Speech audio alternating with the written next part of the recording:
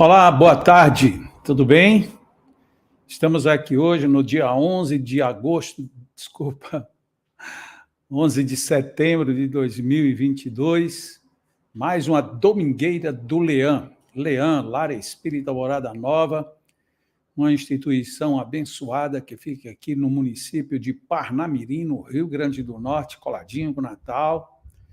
Uma instituição que merece todo o nosso carinho, atenção, respeito e amor. Temos como foco principal a vivência e a convivência com os nossos idosos, são em número de 40, e, além disso, temos outra série de grandes atividades. Portanto, é uma instituição que merece muito ser conhecida. Inclusive, é lá que nós estudamos, praticamos e fazemos atendimentos usando o magnetismo humano. Eu sou Jacó Melo, espero que você esteja bem. Vamos viver hoje esta domingueira sem ninguém de fora, ou seja, vou estar eu aqui fazendo o comentário o tempo inteiro, mas no final teremos sim uma pessoa de fora que está praticamente em todas as nossas domingueiras, que é o nosso amigo Roberto Nunes, lá de Niterói, no Rio de Janeiro, que ele vem ao final tocar uma música, dessa vez mais uma música bem conhecida, do repertório do Caetano Veloso. Então é isso, convido a todos para que nós façamos aqui uma oração, levando o nosso pensamento a Deus, agradecendo por mais um dia de existência neste corpo que cada um de nós temos, nestas oportunidades abençoadas que cada um recebemos para realizar a nossa vida, o nosso viver. Senhor Deus, gratidão imensa por tudo, mas também pelos amigos espirituais que sempre concedes que estejam conosco, nos intuindo, nos fortalecendo, nos favorecendo sempre com o melhor da companhia espiritual. Que tenhamos a sabedoria de saber ouvi-los e aproveitar-lhes os ensinamentos e as intuições. Mas que também busquemos por nós próprios saber mais, conhecer mais, realizar melhor.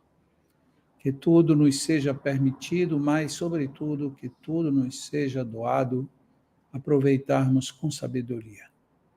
Com as tuas bênçãos, com a companhia dos amigos espirituais que nos acompanham sempre, abrimos a nossa domingueira deste 11 de setembro de 2022. Então é isto, nós estamos aqui hoje para falar de um tema muito interessante, muito pontual, ao mesmo tempo que diz respeito a todo mundo. E quando eu falo todo mundo, eu falo mesmo todo mundo mesmo. A gente poderia pensar aqui esse todo mundo de duas maneiras, o todo mundo que está vivo, encarnado, e o todo mundo que está desencarnado. Mas eu quero falar muito mais hoje com quem está e como estamos encarnados. E quero fazer algumas provocações nesse tema de hoje. Quero começar já com a primeira, fazendo aqui uma pergunta. Viver para você é uma arte ou é um jeito? Entendeu bem?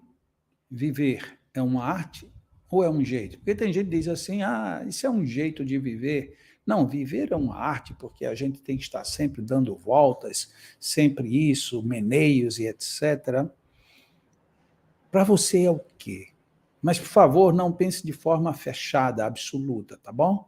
Porque, obviamente, à medida em que nós formos escorrendo nas reflexões de hoje, a gente pode chegar à conclusão de que a gente foi induzido pelo palestrante a gente só pensar em duas condições, né? A vida é uma arte ou a vida é um jeito de viver? De repente pode ter outras, até muito mais valiosas na nossa própria existência. Mas esse é o começo da nossa história, né? Para você, viver é mais uma arte ou viver é mais um jeito de ser? Pense aí, tá bom? Vamos lá. E depois agora, como eu lhe disse que eu vou fazer uma palestra hoje um tanto quanto provocativa, antes até de passar para a próxima, eu já quero começar aqui. Se você está assistindo essa palestra fora do nosso horário ao vivo, ou seja, você está assistindo num outro momento aí no YouTube, no Facebook, ou por algum outro meio, no Instagram, se você puder, comente aí Dê aí, já agora, antes de ouvir o restante, coloca aí. Para você viver é uma arte ou é um jeito de ser? Se por acaso você quiser colocar outras coisas, que nem é nenhum nem outra, outras coisas, também sinta-se inteiramente à vontade para isso, tá bom? Agora vamos para uma segunda reflexão, que é uma reflexão e ao mesmo tempo pode ser uma provocação. É uma reflexão, vou chamar assim, eu não sei se esse termo existe para essa situação que eu vou colocar, mas ela vai existir aqui para a gente. É uma reflexão circular, ou seja, ela vai dar uma girada dentro de si própria. Viver é mais do que passar o tempo. Praticamente todo mundo concorda com isso. Você concorda? Viver é muito mais do que passar o tempo. E viver, além de passar o tempo, para você, o que é? Ah, mas isso eu já perguntei na primeira. Ok, então eu vou mudar para você. Você, além de passar o tempo, você faz o quê? Sentiu que o negócio já começa a circular? Viver é mais do que passar o tempo. Mas e você? Além de passar o tempo, você faz o quê? E vamos fechar o círculo agora. E do que você faz, você vive ou passa o tempo? Sentiu? Exatamente isso que eu gostaria que você refletisse. Quase todo mundo diz que viver é passar o tempo, de uma forma ou de outra, o tempo vai passando, a gente vai dizer que vai vivendo, ou que eu nem estou vivendo no tempo que passa, mas, de uma certa forma, o viver e o passar o tempo estão ali de mãos dadas. Mas você, além de passar o tempo, o que é que você faz? E disso que você faz, você pode dizer que você vive ou que você passa o tempo. Legal? Pode comentar também. Infelizmente, a gente não tem canal aberto para a gente conversar aqui, já abri um canal para você falar, mas, por enquanto, a gente vai seguindo nesta reflexão em círculo, ok? E depois eu vou colocar uma terceira situação. Eu estava pensando em colocar elas espaçadas ao longo da palestra, mas eu já quero colocar aqui para a gente já ir bem tomando pé da situação do que é viver. Mas como assim? Porque para a gente viver, por exemplo, para você dar opinião sobre isso que foi colocado, você vai ter que pensar, concorda? Pensar é passar o tempo ou é viver? Olha como as coisas... De repente a gente consegue abrir o leque para várias direções, né? Então você vai pensar. E aí você quiser aproveitar isso, você vai dizer, mas se eu for pensar para saber o que é o viver, eu estou só passando o tempo ou eu estou vivendo? Se eu estou vivendo, isso serve para mim em que momento, de que sentido, qual é a forma?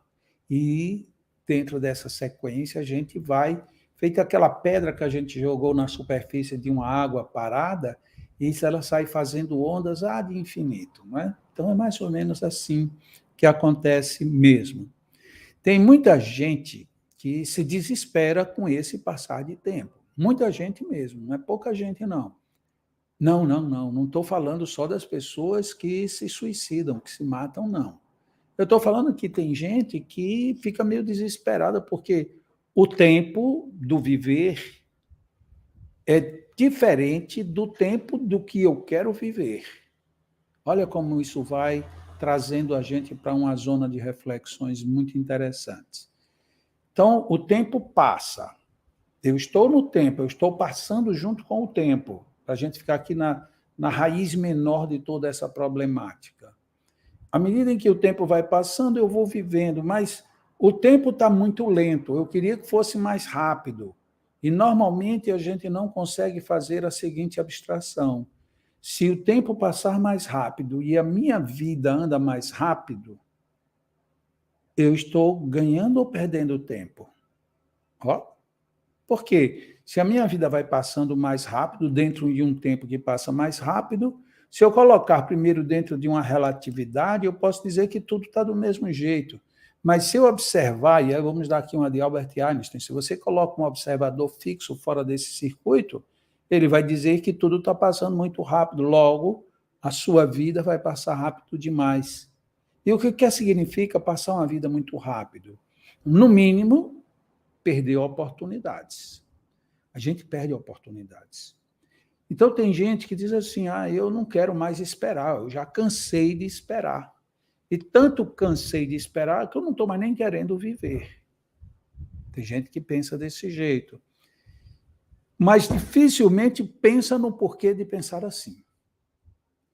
E eu não quero aqui ser uma pessoa extremamente restritiva, mas isso tudo nos leva a um condicionamento de reflexão também, que nos diz o seguinte: este cansaço de esperar o tempo acontecer, geralmente ele está associado a comparações, e essas comparações, elas têm duas características: são infelizes ou são entre coisas incomparáveis. Por quê? A gente pensa, mas eu estou vendo, a pessoa hoje já é um grande atleta e eu ainda estou começando. Opa, mas o grande atleta, você está se comparando com ele hoje, nesse instante, e você não viu o percurso que ele desenvolveu, qual foi o tempo lento dele para chegar até lá? E você está querendo simplesmente suprimir isso? Não tem condições. As pessoas mais religiosas dizem, num dia que eu não sei quando eu vou ser Jesus. Como isso é muito longe, a gente diz, não, Jesus foi criado de uma forma separada. Como que ele não tivesse que ter passado também pela situação do tempo, o viver no seu tempo. Mas o tempo não é igual para todo mundo. De fato, não é. E não vamos nem fazer outras comparações absurdas.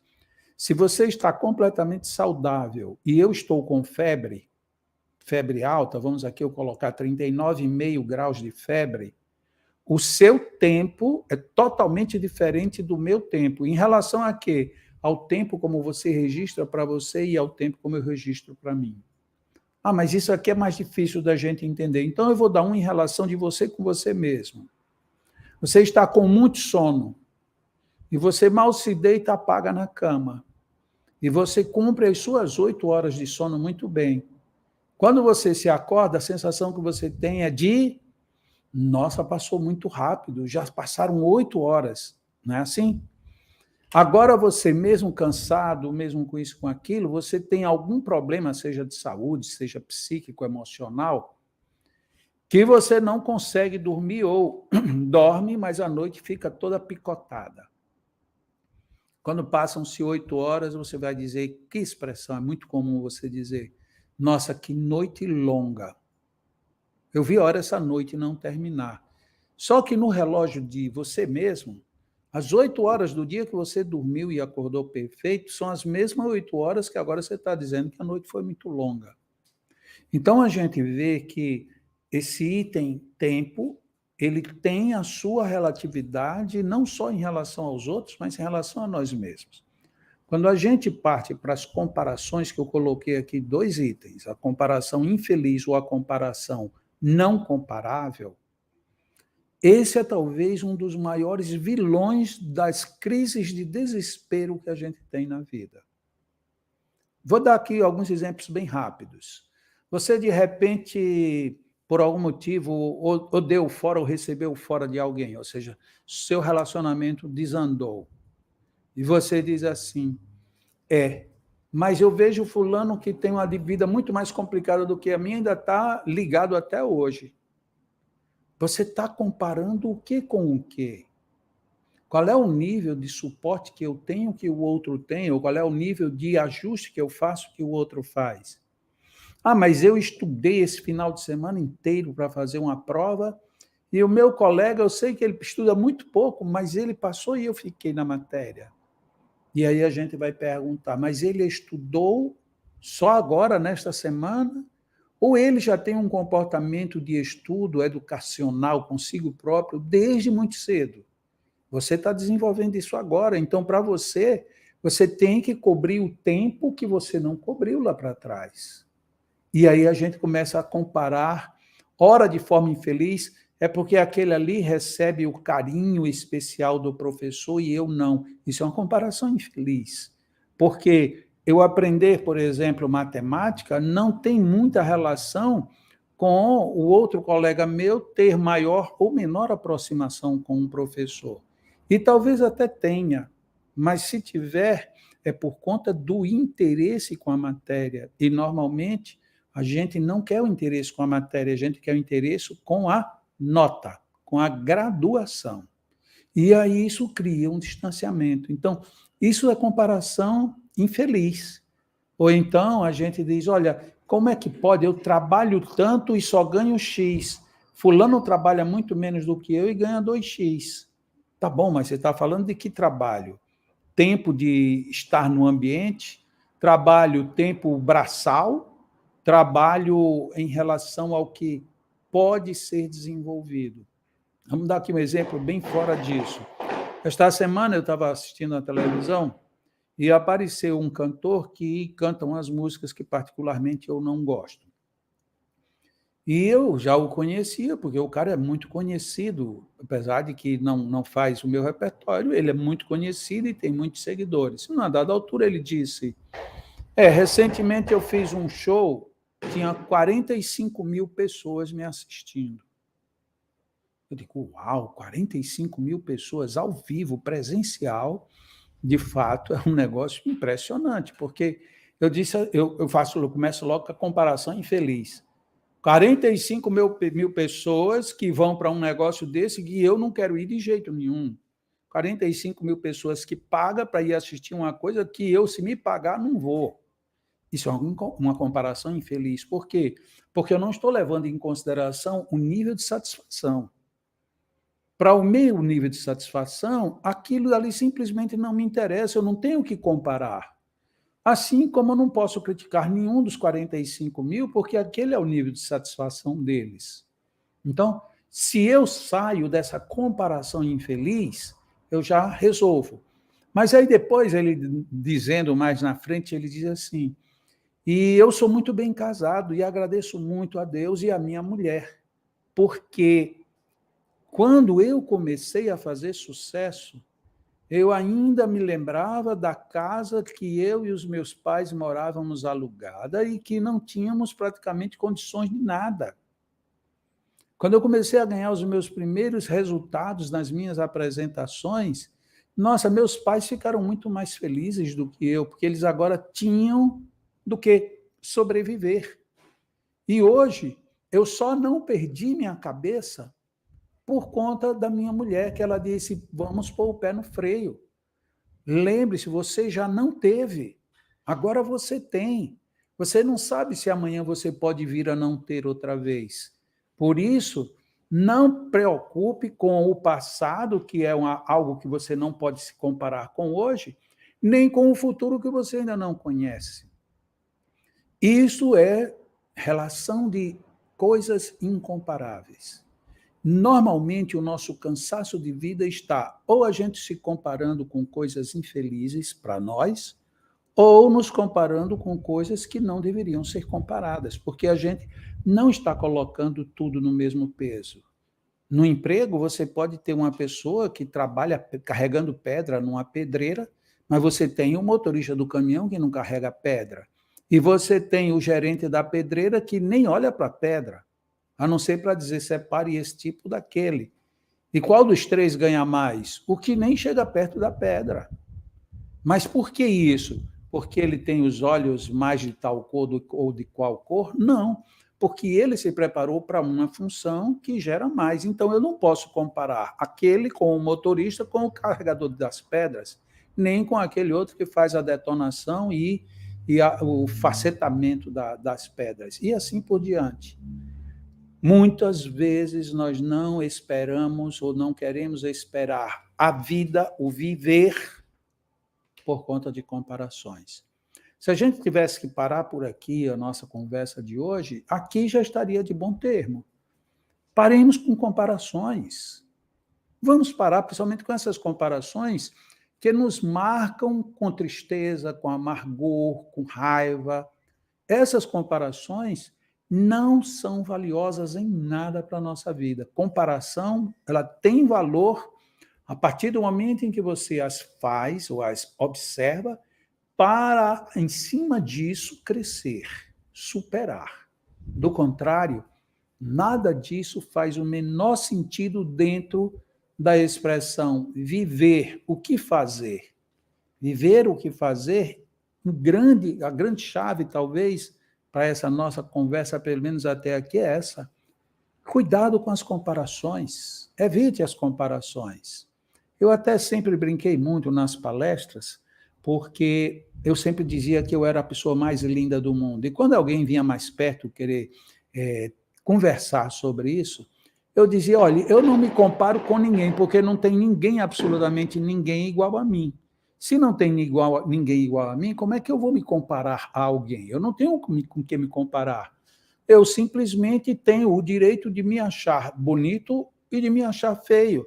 Tem gente que sofre porque se acha feio. Tem mulher que sofre porque, antigamente, né, na minha época de juventude, uma mulher com perna fina, pelo amor de Deus, ela estava quase que condenada a viver trancada, porque ela era a época em que as mulheres tinham que ter pernas gordas, pernas grossas, não só a perna, como as coxas, tinham que estar uma tocando na outra. Hoje já se vê diferente disso, em muitos casos até o contrário disso, quando a gente olha as modelos desfilando, a gente observa que esse padrão já foi para o beleléu faz tempo. Mas mesmo assim ainda tem pessoas que têm vergonha porque tem perna fina, tem vergonha porque tem perna grossa, tem vergonha porque está um pouco acima do peso, mas não tem. Por que não tem? Porque se você tem vergonha porque está um pouco acima do peso, fecha a boca. Isso muita gente diz. Por um lado. Por outro lado, mas quem sou eu para poder dizer a uma pessoa que ela não quer fechar a boca? Ela quer, mas não consegue. Mas não consegue por quê? Porque essa balança de descompensação comparativa não chegou ainda ao equilíbrio. Porque no dia que a gente equilibra, aí você diz, não, realmente eu posso fechar a boca. E você passa a fazer daquilo uma luta e não mais uma derrota. Você passa a fazer daquilo uma conquista e não necessariamente um prejuízo para o seu dia a dia. E aí é muito comum hoje a gente ver pessoas que tiveram sobrepeso e elas falando aí com a maior alegria porque venceram. E tem outras que disseram que legal, hoje a gente pode ser gordo, pode ser magro, a gente pode ser o que for, ninguém tem nada a ver com isso. Ótimo, desde que você estando no sobrepeso, isso não sobrepese o seu organismo e lhe leve a ter outros problemas de saúde. A comparação está aí o tempo inteiro. O viver está aí o tempo inteiro. E o tempo está passando o tempo inteiro. Então a gente não tem muito como escapar disso. Chega de repente a gente diz, eu vou ler algum livro que me ajude para eu saber viver melhor. E aí a gente cai numa palavrinha que ela é dita com muita frequência. Você já deve ter ouvido várias vezes, talvez você até já tenha repetido um bom número de vezes igualmente, que é assim: eleve a sua autoestima. Pronto, essa é a palavra mágica. Eleve a autoestima. E eu aqui quero deixar uma outra provocação. Se você já pensou alguma vez em autoestima, se você já leu, já ouviu, já refletiu e já até incorporou esse sentido de eu tenho que aumentar a minha autoestima, eu queria que você pensasse sobre isso aqui.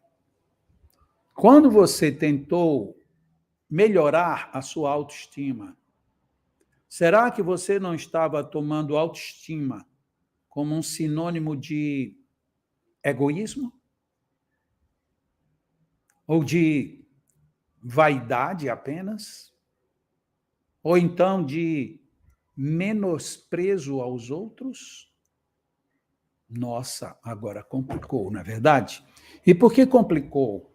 Porque essa palavra, a sua autoestima, ela já vem com um brilho que ofusca o que pode estar por trás. Eu vou até ousar dizer aqui que normalmente as pessoas espíritas não gostam disso que eu vou dizer, mas eu vou dizer. A gente precisa sim ter uma certa dose de egoísmo. especialmente se você, com isso, não prejudica os outros. Isso é que é o mais importante. Só que quando a gente fala egoísmo, a gente só entende que tudo que você faz pensando em si faz mal, e não. O que faz mal é você pensar só em si ao despeito ou ao preço de você pisar os outros. Então, é preciso que a gente tenha, sim, uma dose de egoísmo. E de vaidade também. Porque imagina só, vou dar aqui um exemplo bem rasteiro. Eu não tenho vaidade com nada. Não uso perfume, não uso sabonete, não uso desodorante e nem costumo tomar muito banho. Você pode dizer que isso é o seu jeito de se autoestimar. Você vai ter autoestima, você não tem vaidade. Em compensação, ninguém vai conseguir ficar perto de você. E é bem simples, porque o seu suor, o odor que você vai exalar, não é dos mais agradáveis. Então, é preciso que a gente também pense que precisamos, de certa forma, de um pouco de vaidade. E a vaidade é aquela sendo dirigida para o autocuidado, a automelhoria, que nada mais é do que, levando agora para o termo que a gente está usando, é a verdadeira autoestima. A verdadeira autoestima, ela comporta aquele egoísmo, essa vaidade, mas em nenhum momento deve comportar o menosprezo aos outros, a não ser, lá e vem, porque sempre tem um senão, a não ser um menosprezo àquelas opiniões que só lhe põem para baixo. Você tem o direito e o dever de ouvir essas opiniões, de pensar sobre elas, mas não de se ferir com elas. Se alguém te diz uma coisa desagradável, a gente tem que simplesmente ser mais inteligente do que a coisa desagradável, porque senão a coisa desagradável governa o nosso dia. É uma questão de inteligência, não é uma questão de religião, nem é uma questão de dizer, não é porque eu tenho autoestima, não é porque eu tenho ou porque eu não tenho. É que se você me diz algo desagradável e eu fico preso só ao desagradável do que você me diz, onde é que está a minha vida? Está no que você disse e não no que eu penso e no que eu sou. E então, na hora que eu valorizo demais essas coisas que não deveriam merecer tanto valor, aí eu estou valorizando o que não é devido e menosprezando os que teriam ou que oferecem opiniões, pontos de vistas melhores. Então, veja bem que colocação que eu fiz. Eu vou trazer de novo, que talvez você já tenha esquecido. Estamos falando agora de autoestima. E aí eu digo, e quando você pensa em autoestima, você por acaso não pensa que autoestima pode ser esconder um pouco ou esconder um tanto? Desculpa, a autoestima não seria um sinônimo de egoísmo? Não seria um sinônimo de vaidade? Não seria sinônimo de menosprezo aos outros? Então eu coloquei primeiro de uma forma bem chocante, mas depois você veja que não é aquela coisa radical. Eu não devo ter nenhum tipo de egoísmo, nenhum tipo de vaidade e nem devo desprezar nada de ninguém. Não, não é isso que se fala.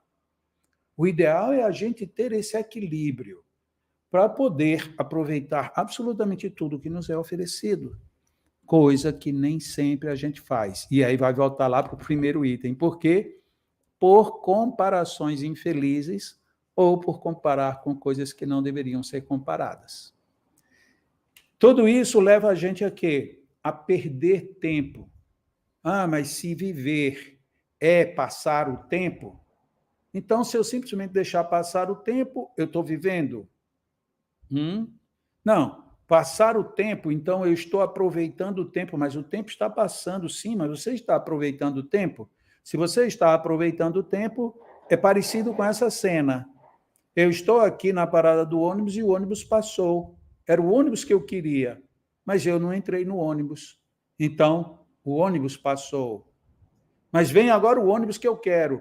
Eu entro no ônibus, o ônibus está passando, só que eu agora estou no ônibus. Então, eu estou fazendo a viagem do tempo. Exatamente nesse caminho que a gente está andando. Você já deve ter, essas alturas, pensado bastante, né? Nossa, a domingueira de hoje já veio para deixar a gente pensando mil coisas. Nas dúvidas, vá lá no YouTube, no Facebook, no Instagram, coloque lá a sua opinião. Olha, já tem mais esse outro ângulo, tem mais aquele, ó, disso tudo que você falou, isso aqui realmente talvez me ajude ou não me ajude, ou já me chamaram a atenção. Um dia eu fui num centro espírita e eu falei que tinha um pouco de egoísmo e já disseram que aquilo era uma obsessão. Ou será que nunca aconteceu isso com ninguém? Porque você não pode dizer, existe um bom egoísmo. Tá bom, e qual é o nome que se dá a um bom egoísmo? Você dizer que não existe é uma coisa, porque existe. Mas o que é um bom egoísmo? Um bom egoísmo é aquilo que te realiza, que te satisfaz e que não causa necessariamente prejuízo aos outros. As pessoas podem levar isso às últimas consequências também. Ah, mas eu trabalhei e tenho dinheiro, portanto eu posso fazer o que eu quiser com o meu dinheiro, em tese. Mas na prática, isso também não vale dessa extensão toda, porque vai entrar em algum momento o outro, seja o outro que depende de você, seja o outro que cuida de você, seja o outro que se relaciona no meio ou no ambiente em que você esteja. Então, tudo isto é muito relativo, proporcional e, ao mesmo tempo, necessário que seja refletido. Tá bom? Mas vamos lá. Se a vida, aqui já é uma outra colocação, né? A vida, ela sempre responde àquilo que a gente pergunta. As pessoas dizem isso. Se você plantou milho, vai nascer um pé de milho. Em tese. Porque se você plantar um milho num lugar que não tenha nenhum tipo de fertilizante, nem adubo, nem água, não vai nascer nada. Então, nem sempre é isso. Eu plantei um milho, vai nascer um pé de milho. Na vida não é necessariamente, em termos absolutos, dessa forma. Mas a grande possibilidade é essa. Se eu faço questionamentos à vida, a vida vai me responder dentro desses questionamentos. Principalmente se eu considerar que a vida é sábia. Se a vida é sábia, ela vai estar sempre respondendo de acordo com o que eu pergunto. Da mesma maneira como a gente vê numa grande entrevista. A melhor qualidade da entrevista está muito relacionada à qualidade do entrevistador. Se você faz as boas perguntas, o entrevistado ele vai ter tudo para lhe dar boas respostas. Então, vamos lá. A vida, de certa forma, ela está para nos dar as nossas respostas.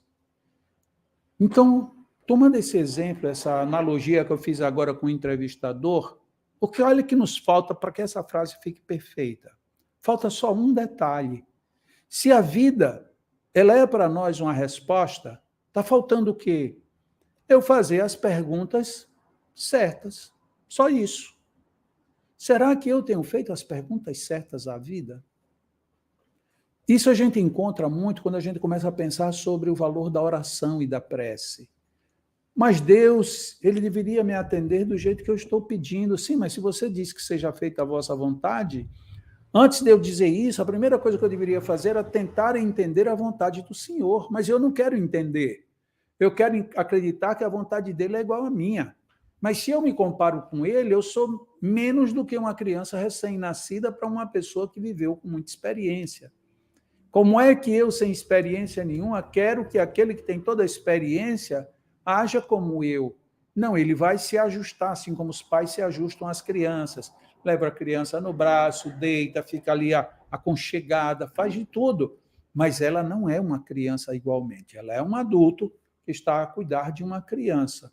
Assim é a divindade, assim é a natureza, assim é a vida, assim é o viver. Por isso é que é importante demais a gente saber o que perguntar, o que a gente quer da vida. É o que significa esse o que perguntar à vida. O que nós queremos da vida? Estamos esperando o quê? Se a gente não faz essas perguntas certas, as respostas virão, mas virão da maneira que a gente está perguntando errado. Lá no Evangelho segundo o Espiritismo, no capítulo 9, que é chamado de Bem-aventurados os que são brandos e pacíficos, no item 5 tem uma frase assim, olha, enquanto aguarda os bens do céu, tem o homem necessidade dos da terra para viver. Ou seja, enquanto a gente está aguardando os bens do céu, o tempo passar. Olha bem, enquanto aguarda os bens do céu, ou seja, a gente está aqui na vida, no tempo. Lembra agora do que eu fiz há pouquinho, né? O ônibus está passando, mas você entrou no ônibus ou está fora do ônibus? Percebem bem como é uma metáfora simples, mas que diz muito para a gente? Então, vá lá.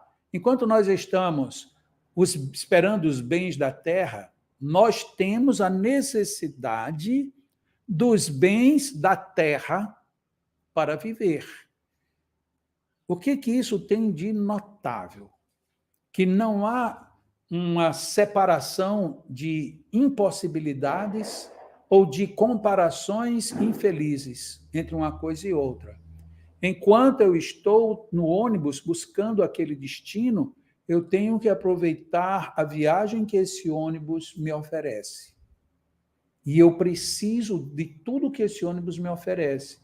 Eu preciso do motorista, eu preciso do assento, eu preciso que ele tenha combustível, pneus, eu preciso de tudo. É exatamente aquilo que os Espíritos estão dizendo e que Allan Kardec também sintetizou. Enquanto a gente está aguardando a chegada dos bens do céu, a gente precisa aproveitar os bens da terra. E aí Jesus, continuando, apenas o que Jesus nos recomenda é que nós não liguemos aos bens da terra mais importância do que aos bens do céu. Esse é o detalhe. Então, os bens da terra me são interditos de forma alguma.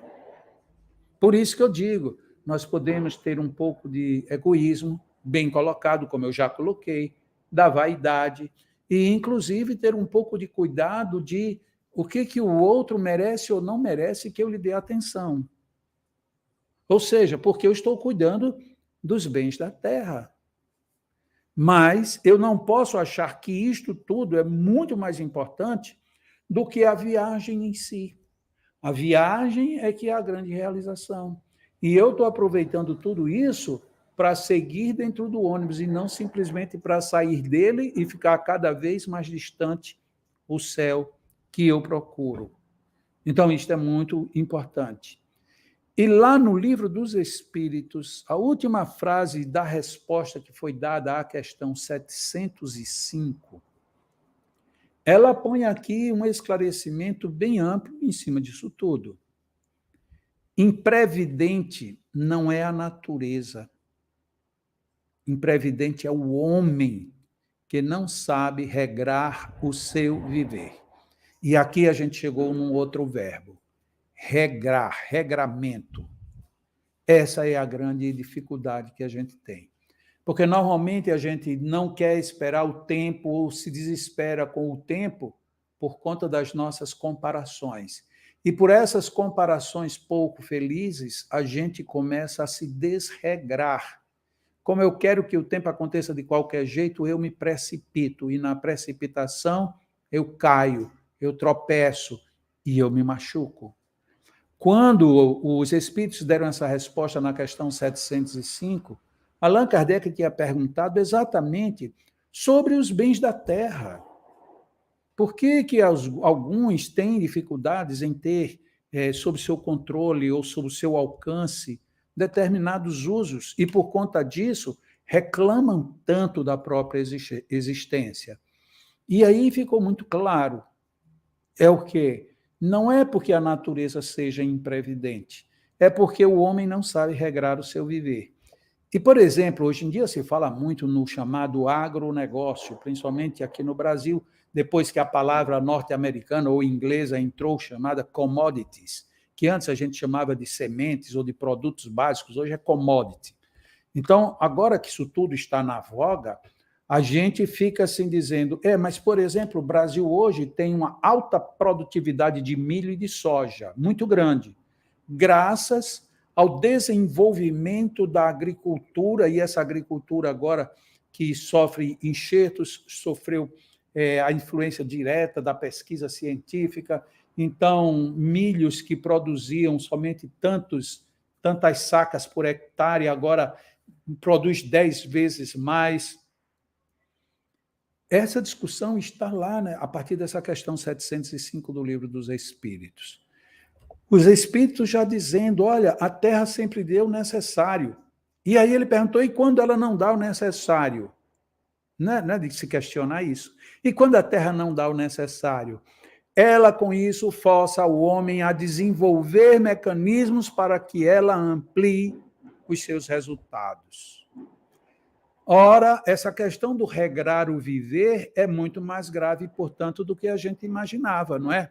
A gente não regra o viver e não regramos, com isso, nós não atingimos os resultados que buscamos e ainda terminamos despendendo muito mais energia, esforços, riquezas, poderes, inteligência com aquilo que não mereceria tanto. Essa metáfora da gente ter andado no ônibus ou ir pegar o ônibus, essa metáfora parece que encaixou muito bem aqui nessa nossa reflexão de hoje. É você estar no ônibus, mas você está bem, você não está lá dentro do ônibus fazendo bagunça, afetando a pessoa que está do outro lado, xingando o motorista, gritando do lado de fora para quem está indo a pé, nada disso, você vai viver dentro do seu regramento normal. Você tem que viver em regra, como a gente tem que viver em regra em absolutamente tudo, em todos os lugares e em todos os momentos da vida. E, ao contrário disso, tudo isso que a gente vem falando até aqui, a gente precisa, sim, a gente precisa ter uma determinação. O tema do nosso bate-papo de hoje é viver o que fazer. A gente viu aqui algumas dificuldades, várias estão aí na nossa mente para a gente pensar, para a gente participar, escrever, comunicar. Mas tem outra realidade que é a seguinte: eu não sei se o que eu tenho é suficiente, eu não sei se o que eu sei, o que eu tenho de inteligência, me dá a condição de chegar onde eu pretendo, eu não sei se isso ou se aquilo, certo, você não sabe um monte de coisas. Isso não é uma realidade sua somente, é uma realidade de todo mundo. Quantas vezes, nesta encarnação, eu já tive que começar e recomeçar e mudar, inclusive, de diversos tipos de atividades, e sempre eu começava com um tanto de programação, mas a incógnita era desse tamanho: vai dar certo? Será que eu terei capacidade de ir até lá? Como é que eu vou resolver tudo isto? Se eu disser, a minha dúvida é, eu prefiro nem aventurar, eu termino não sendo nada e vou dizer que a vida foi contra, a natureza foi contra, Deus foi contra, o olho invejoso do outro foi contra, porque eu não quero reconhecer que quem foi contra fui eu, que não me decidi, não arrisquei, não fui buscar, não me empenhei. Tem gente que diz, eu quero montar uma sorveteria. Mas a primeira coisa que eu vou precisar ter um local, eu vou precisar ter as máquinas, eu vou precisar ter dinheiro para contratar umas pessoas para sair vendendo sorvete, vou ter que ter dinheiro para fazer comercial, eu vou ter que ter para colocar letreiros na rua. Tá bom, você tem isso? Não. Você tem alguma parte para isso? Não. Você tem o que para fazer com sua sorveteria? Não tenho nada. Você sabe fazer sorvete? Também não. Então, pera lá. Então, primeira coisa, pelo menos procure saber como é que se faz sorvete, para você pelo menos ter ideia de quanto vai sair esse sorvete. Você vai gastar quanto, como, para você começar primeiro a pensar em se eu conseguir fazer 5 sorvetes e vender os 5 sorvetes, com o lucro disso eu consigo fazer mais 5 e me mantenho, ou dá para eu fazer mais 6 e me manter? Para você ir se programando. Porque se você entende como programação, você já ter toda a estrutura montada, sem chance. Não temos essa chance. Isso alguns têm, porque herdaram, porque já trabalhavam em algum lugar, que recebeu lá um bom retorno e tal, mas não é isso para todo mundo. Então, se você não tem nada, você tem que começar a pensar do mínimo e querer receber pelo menos o mínimo de saída. É por aí. E não você simplesmente dizer, não é possível, isso não acontece. Para isso, eu vou trazer aqui o exemplo de uma mulher que ela é conhecida mundialmente, já desencarnada, Helen Keller. Ela era cega e ela era surda, muda. E ela falava mesmo sem ouvir. E ela diz uma situação na vida dela, que está muito bem registrada, que ela diz assim: eu sou apenas uma pessoa. Olha que coisa. Ela não foi se comparar com quem vê, com quem ouve, com quem fala, não. Eu sou uma pessoa, como a dizer, todos os outros também são. Mas, ainda assim, eu sou alguém. O que é que ela quer dizer com isso? Eu sou uma pessoa e sou alguém. Ou seja, eu sou uma pessoa que posso também realizar. Então, a diferença entre pessoa e alguém é exatamente a força interior, a força motriz que nos leva a fazermos e a sermos. E ela continua: não sou capaz de fazer tudo, mas mesmo assim eu sou capaz de fazer alguma coisa. Ela sabia que com as deficiências que ela tinha, ela não ia poder fazer a mesma coisa, da mesma velocidade ou do mesmo jeito que qualquer outra. Mas ela já sabia que era uma pessoa, que era alguém e que era capaz de fazer algumas coisas. Então, isso era onde ela ia se sustentar. E aí ela conclui o seu pensamento dizendo algo que é magistral: nunca renunciarei a fazer o pouco que eu puder.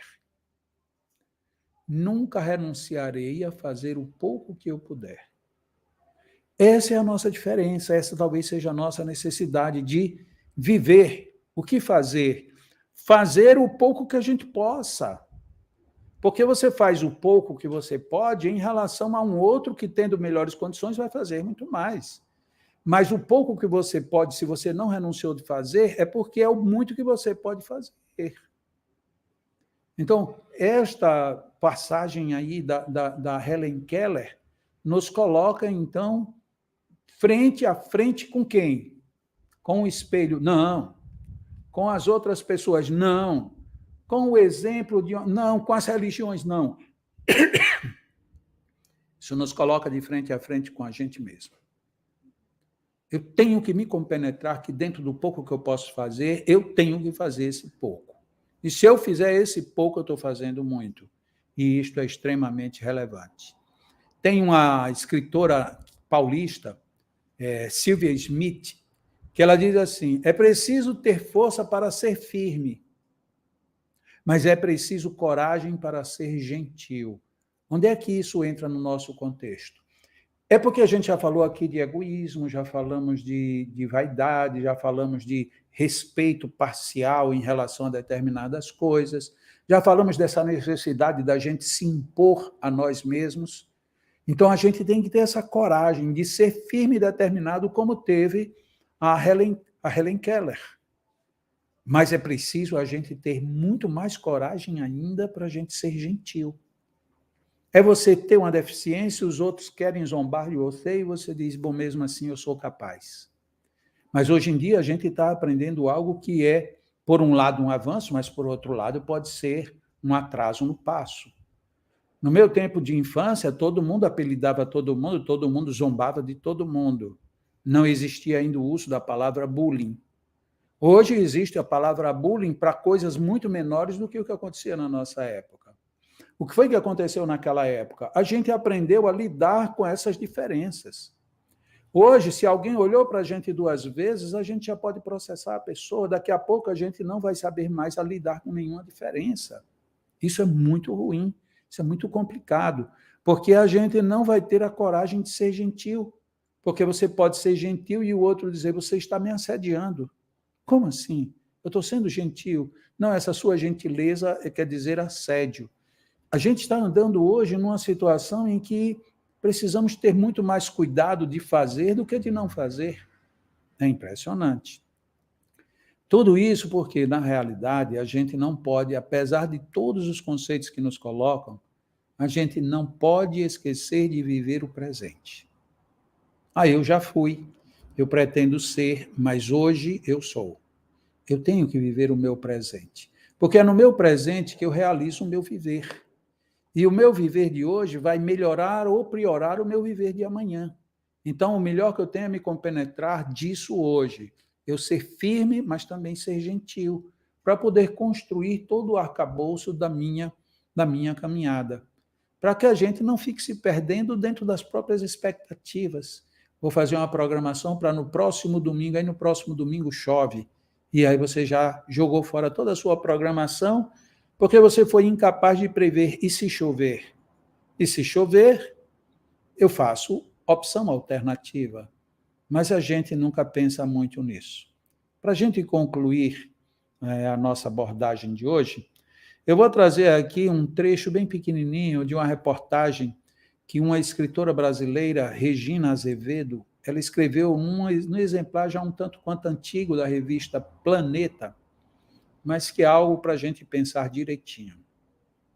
Muita energia é gasta em torno do que não vai dar certo. A gente tem uma desculpa para colar nisso. Não é só isso que ela disse, não, tem mais. Mas eu já quero fazer aqui uma pontuação. Mas como é que eu vou saber que não vai dar certo? A gente hoje já viu, de uma certa forma, né? As comparações infelizes, as comparações não comparáveis. Se você começa com esses dois argumentos em cima de sua vida, ou seja, você fazendo comparações infelizes ou incomparáveis, você já sabe que não vai dar certo. E não adianta você gastar muita energia com isso. É preciso ter um melhor direcionamento. E ela continua, olha onde é que ela bate aqui no segundo ponto. Eu destaco 3 pontos. O primeiro foi esse que eu destaquei. O segundo ponto. Generalizamos experiências ruins do passado como se estas fossem as nossas únicas lembranças. Como isto é ruim. Porque eu já passei por isso, isso está marcado na minha alma. É como se no passado da gente não tivesse nada de aprendizado, nada que mereça ser valorizado, então a gente fica generalizando a nossa postura no hoje, que vai se refletir também no amanhã, em cima dessas experiências ruins. Que a gente pode aproveitar, sim, as experiências ruins, para evitar que elas voltem a acontecer, mas não para a gente cruzar os braços, não para a gente não fazer, não para a gente ir agora investir em coisas que não vão dar certo. Então, 2 pontos, né? Não vamos gastar muita energia com coisas que a gente já está vendo que não vai dar muito resultado. A não ser que você tenha uma visão muito profunda disso. E aí você vai investir nessa visão, neste alcance. Não trazer as coisas ruins como sendo marcas de impedimento do progresso daí para frente. Porque se assim a gente não fizer, o que vai acontecer? A gente vai eliminar as coisas boas e, pior ainda, vamos distorcer os momentos de felicidade. E isso tudo vai gerar o quê? Coisas terríveis depois. Eu agora vou ler a frase inteira, tal como foi escrita pela Regina Azevedo. Muita energia é gasta em torno do que não vai dar certo. Generalizamos experiências ruins do passado como se fossem nossas únicas lembranças. Eliminamos as coisas boas ou distorcemos os momentos de felicidade, geralmente associando-os com as coisas terríveis que virão depois. Essa é a grande reflexão que eu pretendi deixar para a gente considerar hoje sobre viver. O que fazer? Certamente você deve ter pensado assim, mas pela maneira como Jacó conduziu o tema, ele parece que destacou muito mais o viver, o que não fazer.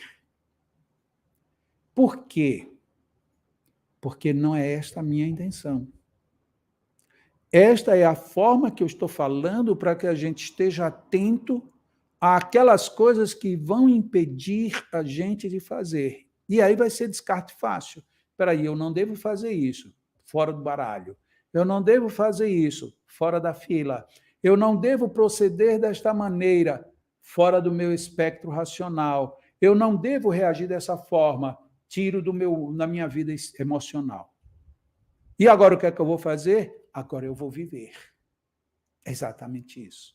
E é essa a grande proposta. Viver. O que fazer?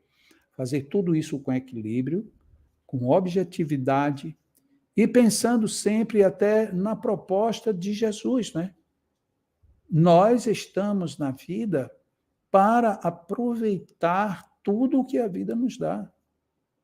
Mas aproveitar, prestem bem atenção nesse verbo, é tirar proveito e não se prejudicar com. Entendido?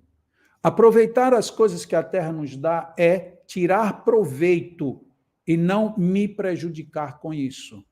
Se você pensar isso, aí você pode fazer essa aplicação para o que quer que seja, para um estudo, para uso ou não de drogas, para comportamentos agressivos ou tranquilos, para relacionamentos. Você pode aplicar isso em qualquer área e vai dar certo.